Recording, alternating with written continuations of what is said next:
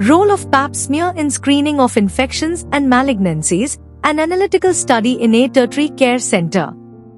By Mehak Reyaz, Nupur Nandi and Ritika Agarwal. Background: cervical cancer is the fourth most common cancer in women. In India and other developing countries, cervical cancer is the leading cause of morbidity and mortality. Cancer cervix continues to be the most common genital carcinoma in India, accounting for 80% of all female genital malignancies.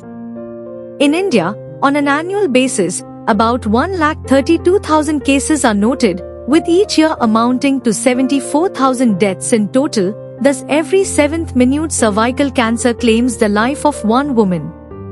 Pre-invasive lesions can spontaneously regress to normal or remain stable for a long period or progress to a higher degree of dysplasia. Cancer of the cervix is preventable if diagnosed at the pre-invasive stage with regular intervals of cytological screening by Pap smears. The aim of the study is to analyze the Pap reports in terms of normal findings, infections, premalignant lesions and invasive cancers. Methods: all women attending the outpatient department of gynecology at TMMC. Anasi Moradabad, Uttar Pradesh, over a period of 1 year from August 2017 to 18 presented with obstetrics and with white discharge per vagina was screened for cervical cancer using Pap smear. All the smears were reported as per the 2014 Bethesda system. All the collected data were analyzed by using the SPSS tool and descriptive statistics were presented as frequencies and percentages.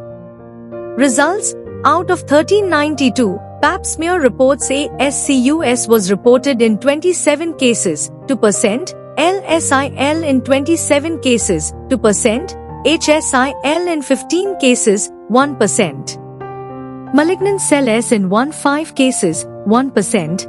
And normal including the infection is reported in 1308 cases, 94%.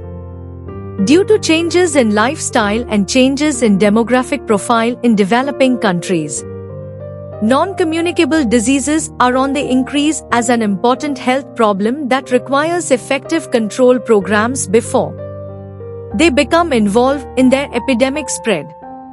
The most common symptom in this study was white discharge per vagina, accounting for 36%. Conclusions: early cervical epithelial changes can be identified by a Pap smear test, which is the primary screening test for detection of precancerous cervical intraepithelial neoplasia and the early stage of invasive cervical cancer. The sensitivity of Pap as a screening test can be increased with universal screening of all women attending gynecological OPD.